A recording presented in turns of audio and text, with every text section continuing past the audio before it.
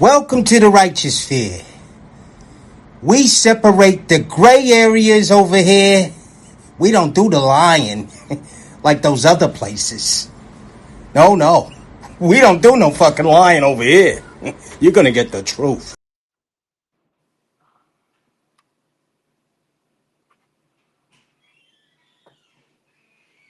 I started dating someone exclusively a couple of months ago. It was his idea to be exclusive, and he told me he loved first. The past couple of months, he bought me groceries weekly and paid my cable bill and put gas in my car weekly. He's bought me tires and a Costco membership. He's also planned great weekly dates. This month, I had a situation where I'm short on my rent and he hasn't offered to pay my bills. He hasn't offered to help me with my rent. He asked me the other day if I was able to come up with the money, and I said no. He didn't say anything after that and hasn't asked since. I have things in place happening over the next couple of months so I don't ever find myself in this situation again. He hasn't come off as a dusty in the past, but I'm having a hard time saying that I'm exclusive with someone who's watching me struggle with coming up with month's rent. He hasn't come off as a dusty in the past and has been nice, but this is making me question things. Not having my rent is not a normal thing. I had a circumstance that caused me not to have it this month. I have the majority, but he knows I'm $600 short. There hasn't been anything else negative, so I'm wondering if this is a good reason to let him go. I will say he was very smitten in the beginning, but has become very comfortable lately. I'm just gonna say it. Some of y'all be the dusty men that y'all be complaining about, because how are you still short on your rent, honey? This man done purchased your tires, which probably range from $150 to $200 per tire. He done bought you groceries weekly, which probably ranges from $150 to $200 per week. He done put gas in your car weekly, which probably ranges from $50 to $60.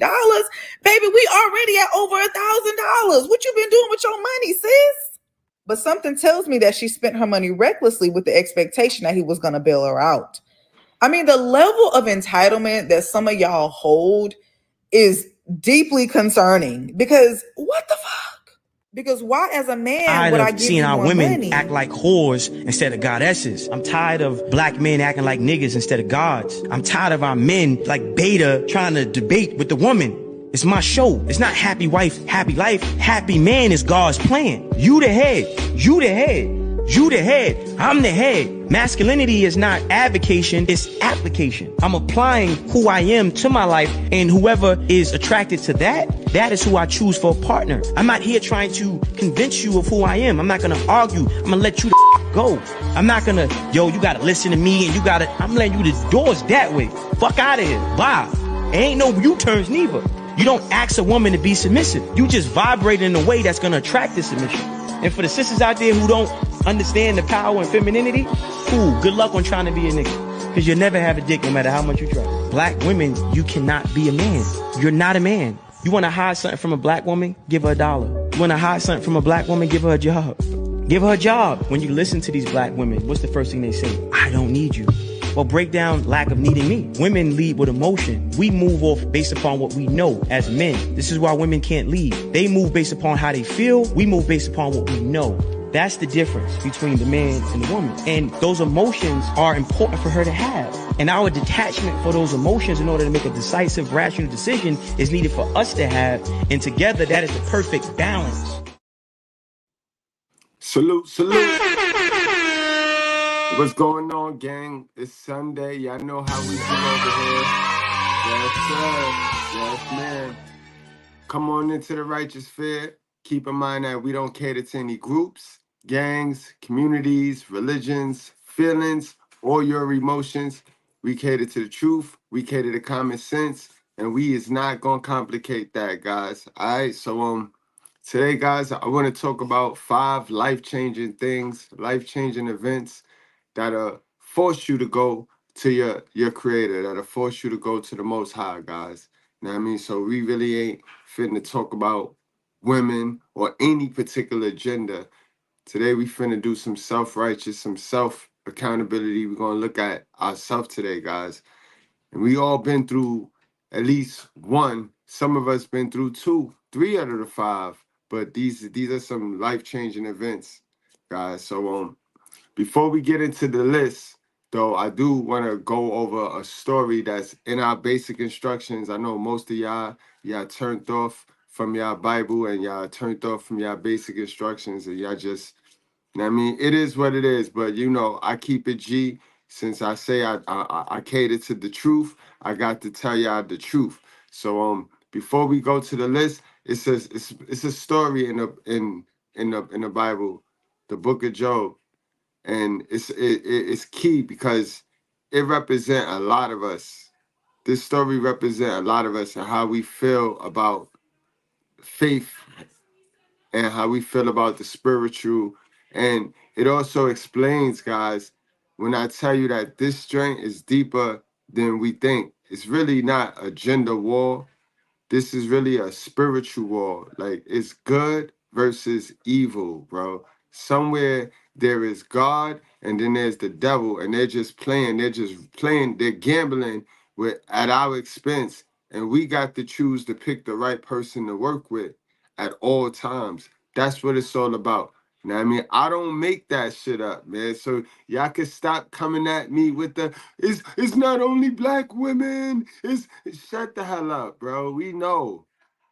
Evil has no color. All right, evil has no color. But this is why, guys, I believe in MGTOW. I believe in MGTOW being Roman 12:2. I was in an argument with a guy, debate with a guy. He was trying to tell me that MGTOW goes against the Bible. I don't know what MGTOW he was taught or what MGTOW he was watching, but MGTOW is all of the Bible. Roman 12:2 tells us, do not conform with the ways of the world. You know what I mean? Go the other way. Go to God. You know what I mean? Renew your mind. Renew your mind, meaning that your mind, the way your mind is set up right now, is worldly. It's blue pill. You are indoctrinated. You are programmed. You have to go get rid of that. You have to go get rid of that in order to really win, in order to inherit the blessing. But let's get into this story, guys, so we could come back to this list, guys. All right. Of Uz, a remote and distant land, there existed a man named Job, according to the scripture. Job was described as being a blameless and innocent man who was God-fearing and turned away from all forms of evil. He was blessed with 7 healthy sons and 3 healthy daughters and a wife whom he loved greatly. He was also Now, think of it from a literal sense, guys. You see, we are all blessed. We may not be appreciative and grateful for what we do have because we always looking for something else. And if we always looking and we always wanting what somebody else have, but we all have blessings. We all have things that been blessed to us and given to us.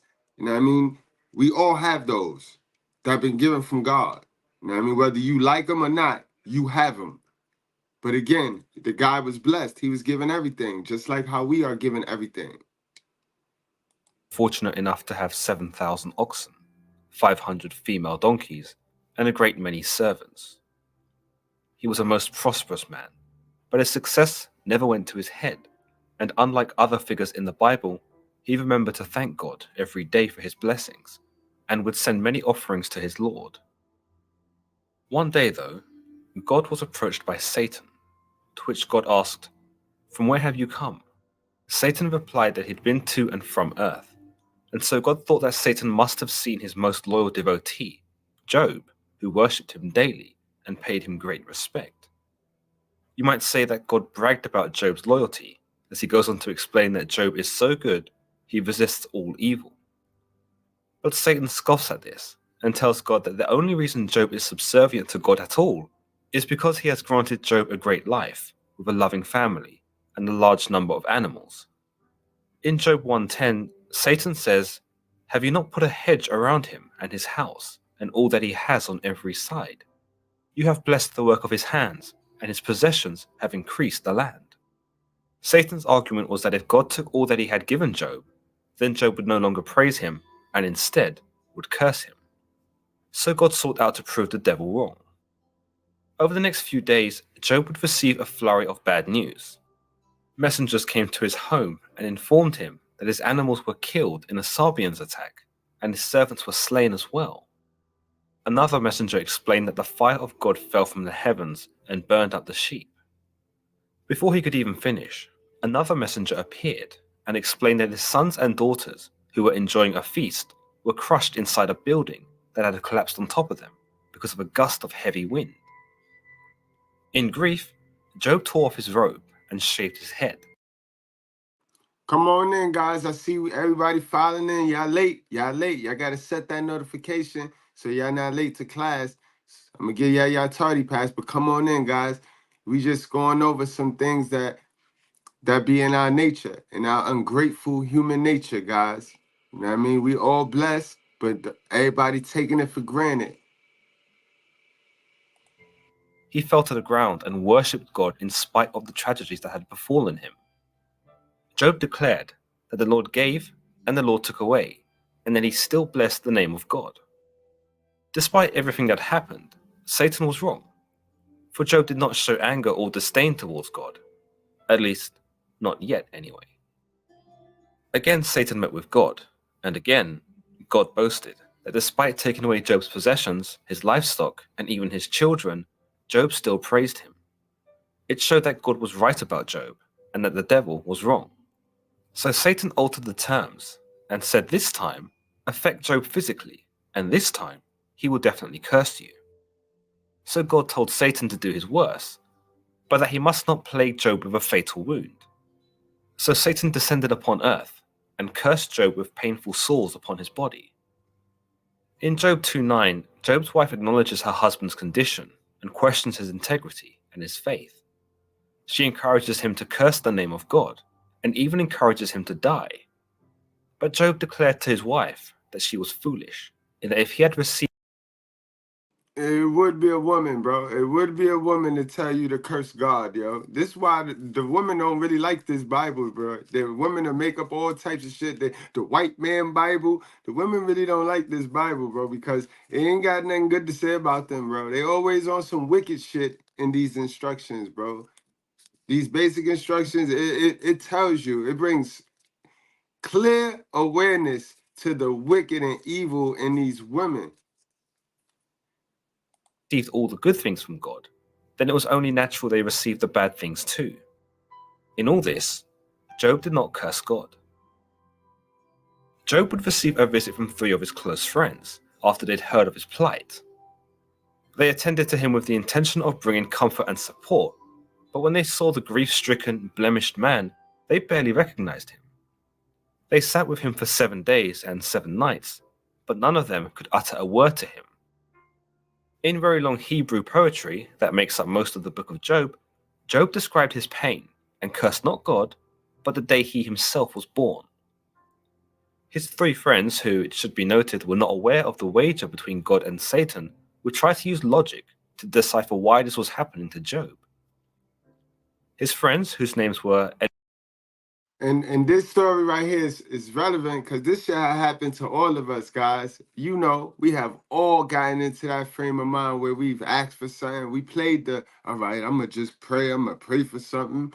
And he ain't give it to us. And we just start questioning him like, ain't no such thing. And especially when I was little, man, shit, I probably was young atheist. They called me young atheist because I had questions and I had, you know what I mean? I wanted answers and stuff.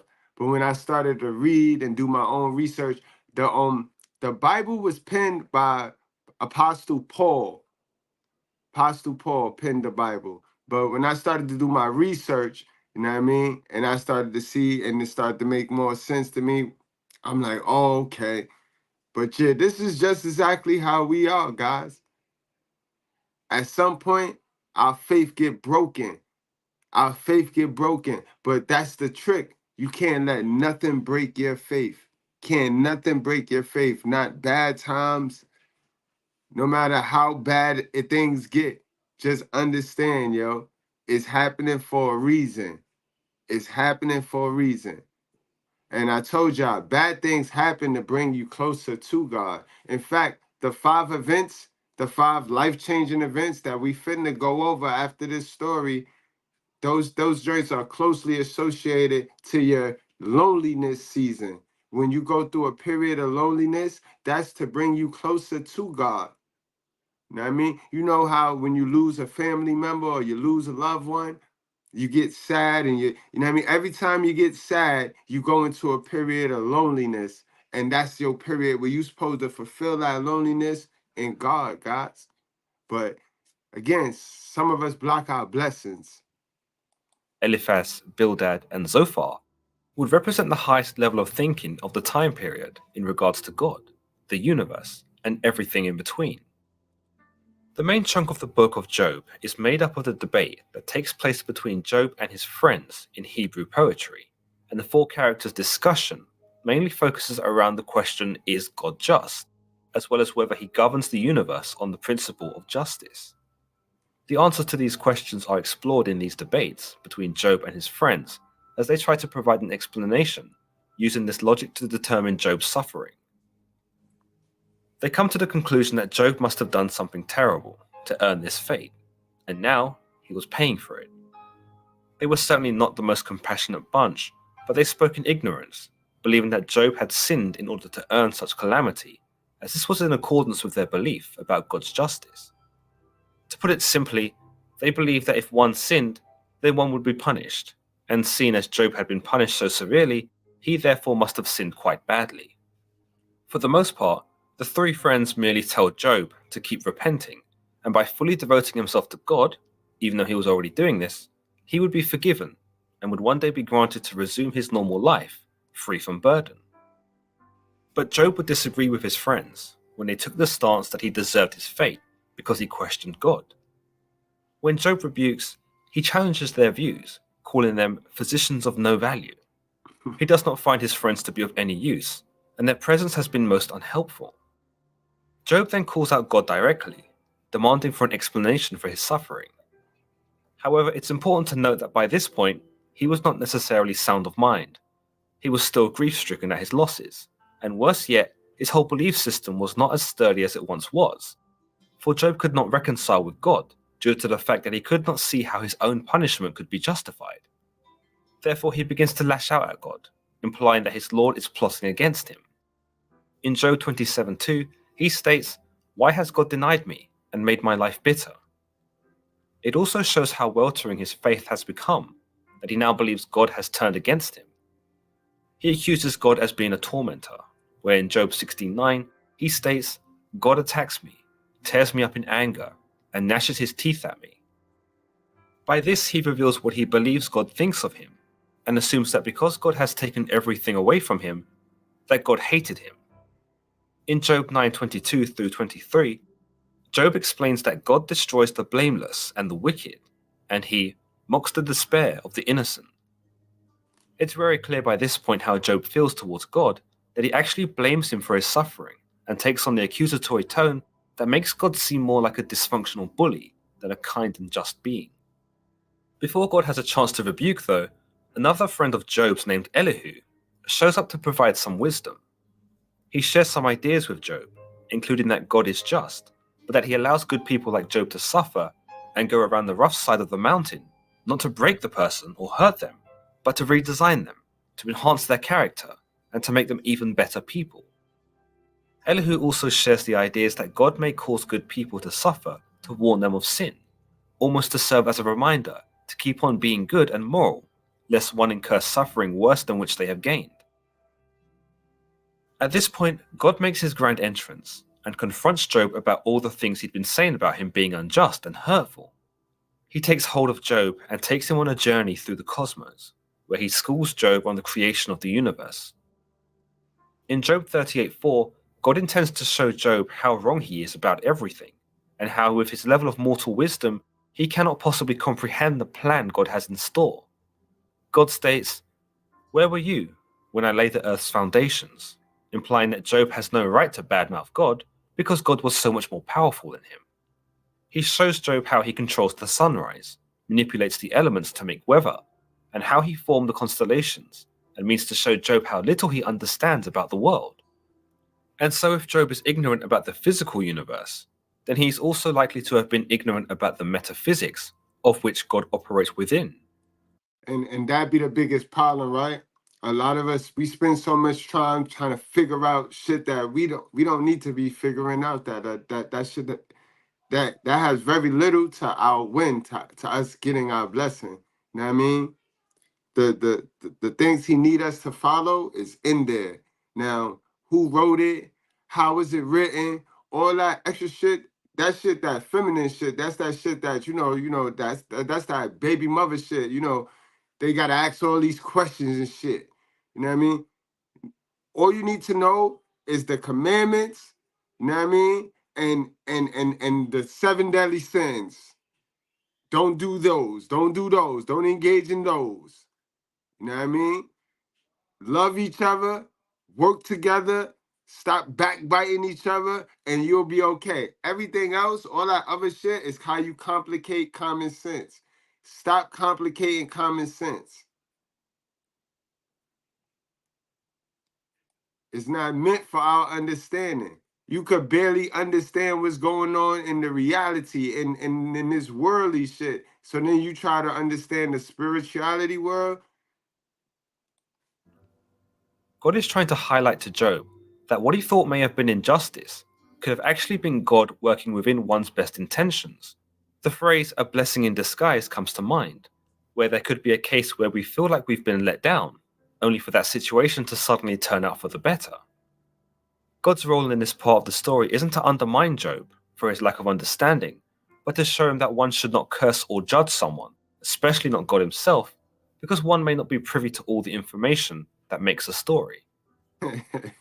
God then tells Job about 2 creatures, the behemoth and the leviathan, 2 creatures created by God that are so magnificent and spectacular to comprehend that Job begins to realize that his outrage at God may have been misplaced. Job's questioning of God's ability to run the world justly is suddenly shrouded with doubt, because Job begins to realize how complex running the world actually may be if there are 2 creatures like the behemoth and the leviathan living inside of it. Once more, God shows Job how much of a gap there is in his knowledge, and that it is unfair for Job to go about accusing God of anything, when he himself does not understand the way in which God works.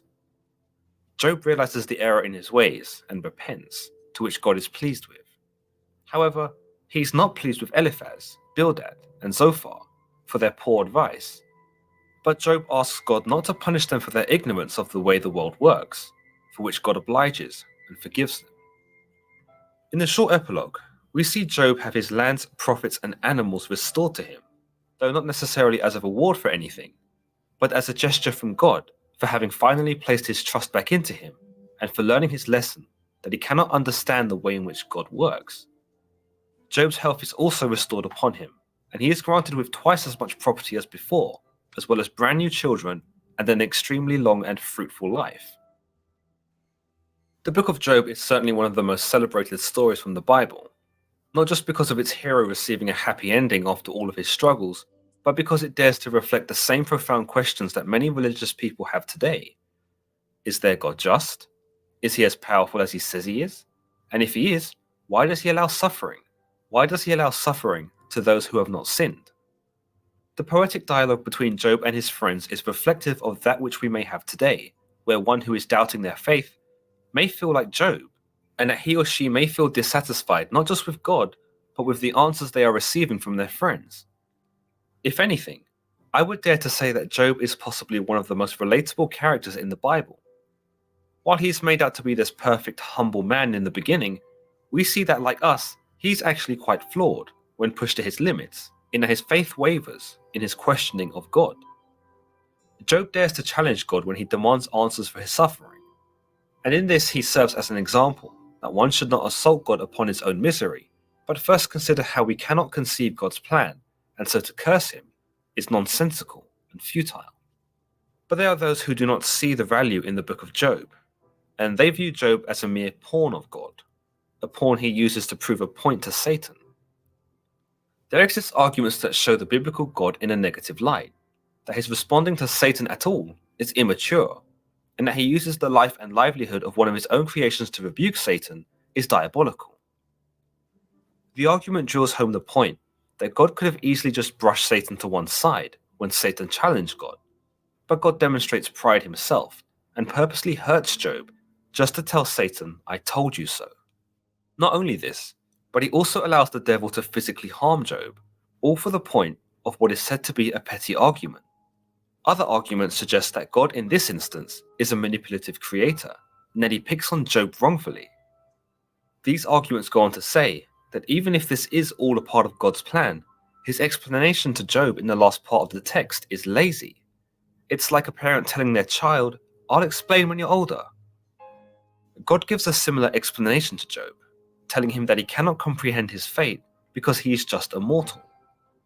These arguments go on to say that God, being all-powerful, could have easily broken down his process until Job understood it.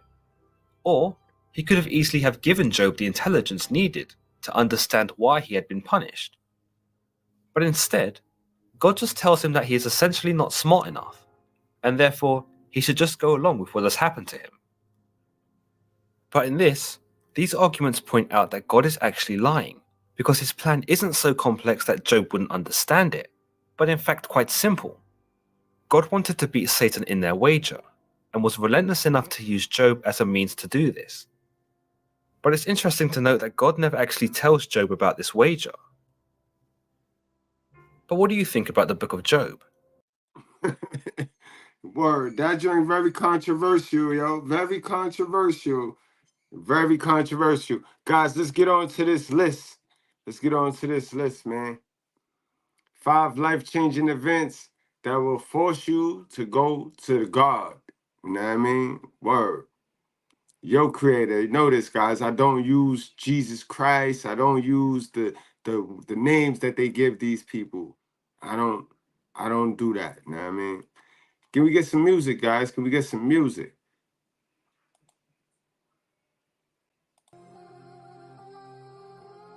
All right, guys. Number one, guys. Being broke, guys. Now, I want y'all to look at this from all angles, you know what I mean? I'm not saying poor, you know what I mean? Because there's a difference between being poor and being broke, you know what I mean? A lot of us, since we was young, we was raised to believe that we are poor, and kids especially can't be poor. Kids can never be poor. All they can be is broke, you know what I mean? This go back to the programming where they taught you that money don't grow on trees. You know what I mean? We know that that's a lie. Money do grow on trees. If you learn how and where to plant seeds, you can grow money trees. And then you can stop relying on one tree. You can stop picking leaves and using leaves from one tree to pay all your bills and pay all your finances, guys. I mean, they don't teach you this. They don't teach you this. But money do grow on trees. All right, guys? But when you be broke, being broke, and I'm talking broke like no resources, because in the beginning, being broke could work for you. You get real comfortable being broke. But see, after a while, those people that looking out for you, you get on their nerves and you start getting annoying to them. So they make it uncomfortable. And then before you know it, you ain't got no resources to just sit there and use up. So when you get down to your last bit of resource and ain't nobody helping you, that's being broke. That's when you are being broke right there, and that'll change you. That'll change you, bro. That have changed so many of us. You know what I mean? Not being able to buy something when you want to buy something. Not being able to know where you gonna lay your head at next month. You know what I mean? If anything, that's priority number one, guys. Fixing the money problems. If you don't get to fix the money problems, you'll never really know what it is to live. There's 2 types of problems in this world, guys. Money problems and life problems. A lot of y'all never get to the life problems, the real deal problems, the problems that's about yourself. You know what I mean? Because you never get the money. You never get the money problems situated. But being broke changes you forever. You know what I mean? Fellas, we in a society that don't give us nothing. They don't give us anything. So you go broke and you'll see change your whole life, bro. Make sure you making decisions that'll further you, not put you back, not set you back. Normally, when you have desires and when you make decisions based off your desires, it come back to bite you in the long run. I'm telling you that now. So I need y'all fellas to stop with this marriage by state bull crap. Stop setting yourself up. You know what I mean? Because being broke is not a joke, bro. Ain't nothing funny about being broke, bro. Change your whole lifestyle, bro. Change your whole mindset. Number 2, guys. A friend betraying you, bro. Ain't nothing like a friend betraying you, yo. That should have changed your whole mentality, too. Change your whole lifestyle, guys. We know that. This go back to the birds of a feather flock together. That go to that programming. Great minds think alike. That's a lie. You know what I mean? Foolish minds think alike. Because great minds gonna think differently. Great minds think unique. You know what I mean? Y'all sit around these folks all day playing, let's pretend, being fake. You know what I mean? You blow smoke in their butt and they'll blow smoke in your butt. This is why at the end of the relationship, it's all hell break loose, because y'all really don't know each other. Y'all know the fake version. Y'all know the person that wore the mask. Y'all don't know the person behind the mask. This is why it's so easy for them to fall out with each other, these so-called friends nowadays, guys, and you just see all the mud slinging on social media. Because people wearing a mask. Ain't nobody truly, genuinely being themselves. It's a lot of people that they may have think I cut them off. But I didn't cut them off. I just grew. And they're refusing not to grow. Because a lot of people don't want to know the truth, because the people that they want acceptance from don't want to know the truth. So they got to be acceptance from them. But a lot of people be loving the truth. But they can't let other people know that they love the truth. You see how that work? You see how that work? And that's that friend's betrayal, yo. It'll change your whole life. When you realize you was being real to somebody who was really being fake, that'll change your whole life. It'll make you not even want to love anymore. Make you not even want to trust. I mean, and these are the fears that get created, but you got to fight these, guys. That's why I say you got to go to God. You got to put that whole armor on. Put not half of it, the whole armor on, guys. Number 3, guys. Yes, the death of your father, yo. Again, guys, and this is literally and physically, guys. Some of us, our father been gone. Been gone. He alive, but he been gone. You know what I mean? We got to lick our wounds. We got to get over that. We got to go see about ourselves. We got to go fix that. We are responsible to get rid of that, them traits that's put on us because we don't have a father. That's on us, guys. You know what I mean? And ladies, because y'all don't have a father either. Because, you know, in our society, we always focus on this man's not having a dad. You women don't have fathers. Y'all need to definitely go see about yourself. And you know you need to go see about yourself. Your mama didn't have the answer, Sway. You know what I mean? So please go see about yourselves, guys. Those of us that have the death of a father, remember, he ain't gotta be dead, but that relationship, once that relationship is non-repairable, it's the death. It's a death. You know what I mean?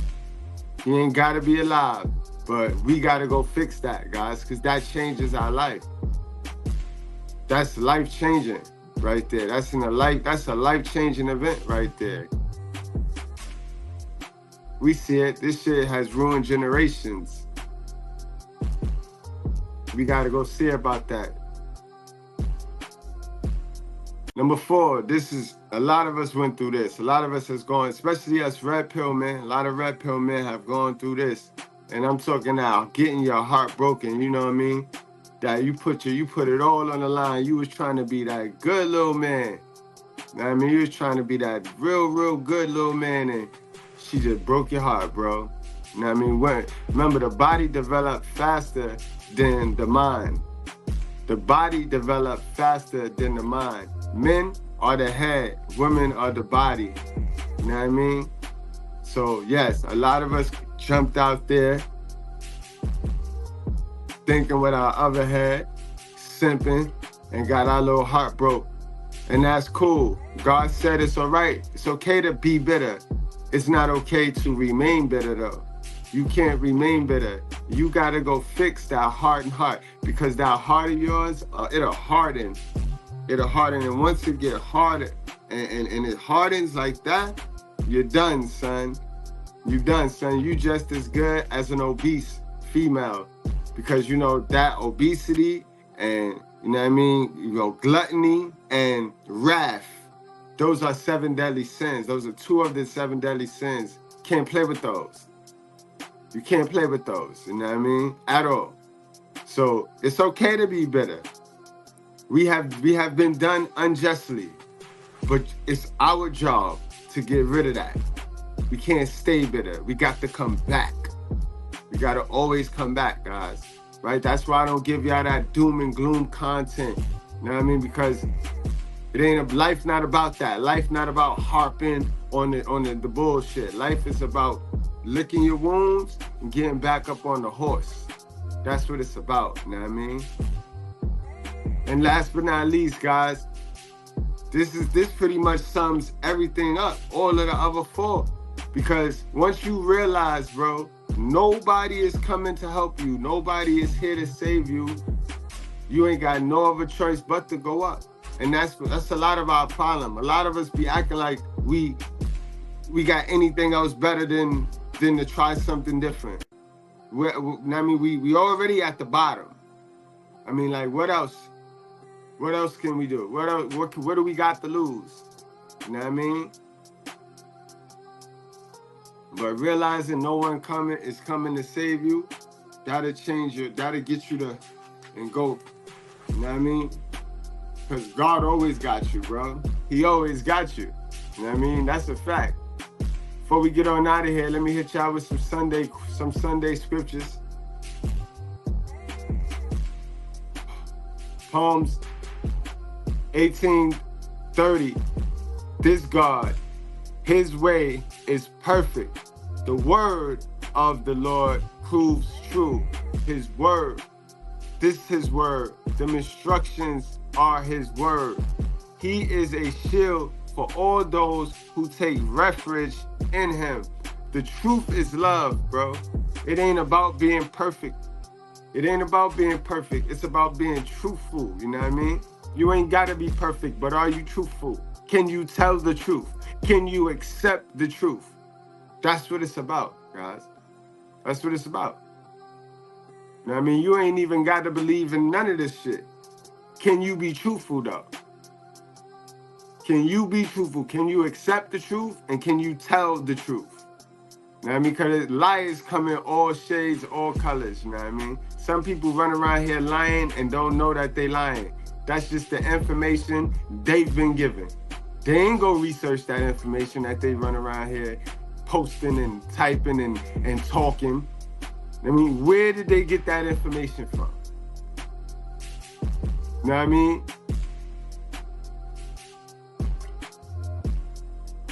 John 16:13, when the Spirit of truth comes, he will guide you into all the truth, not just some, all the truth. For he will not speak on his own authority. Like, I tell y'all don't gotta believe me. I hope y'all not up here thinking that I want y'all to believe me. I just want y'all to believe this book. Believe this. Believe the word of God. You know what I mean? But whatever he hears, he will speak, and he will declare to you the things that are to come. That's all. You know what I mean? It's quite simple. I don't ask nobody to believe me. I just teach people how to believe the word. You feel me? I got folks that believe me. I try, yo. It's been real. It's been love. Let me get some shout outs before we get on out of here, y'all. You know what I mean? I'll be back later on too. I'm gonna do an old style. You know what I mean? I'm gonna do an old style live later on, guys. So definitely, yo. Oh man, I see they out here. They out here. Fresh out the community tab. I called a lot of people dumb today. Happy Easter, y'all. You know what I mean? Even though we don't really celebrate that joint, you know what I mean? Linda, what's going on, my girl? Linda, man, salute. Hold on, man. Let me get my shout outs to my gang. Spread squad in the building, yo. Ryan Davis said I like the hat. Guys, yo, make sure y'all subscribe. We're gonna be doing giveaways. Yo. Make sure y'all check out Mr. Palmer at the Fuck Child Support channel also, yo. He got the link. Bam. Bam Bam, what's going on? We got One Mike in the building. One Mike, what's going on? Salute, One Mike. We got Jab, what's going on, Jab? Linda is in the building. Skylar is in the building. What's going on? Zone, did I say Ryan? Yep, we got Ryan Davis in the building.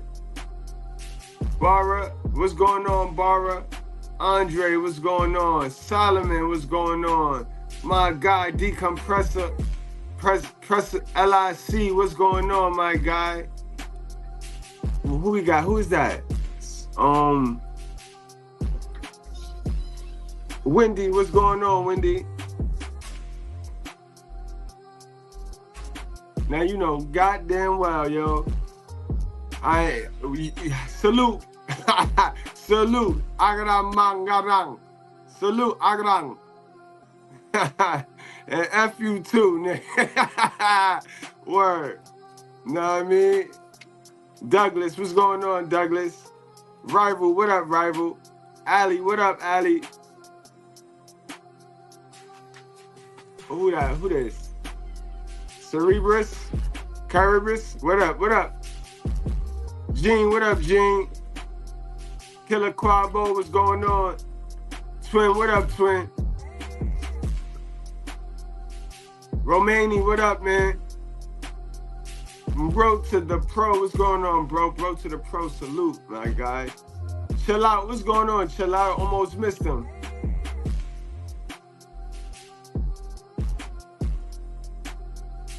I don't know, man. It's just a lot of y'all, man. I don't know. We got trolls, we got everybody just popping out here, y'all. All right, y'all. Y'all wrap up, strap up. Drink responsibly. Do not play with your life, guys. We do this for the culture, man.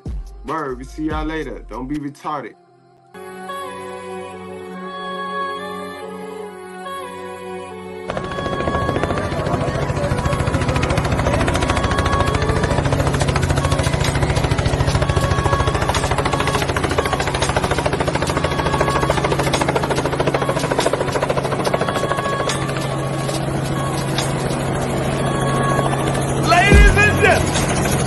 From Harlem, New York. Put your cigarettes out and pull your panties out. Put your hands together.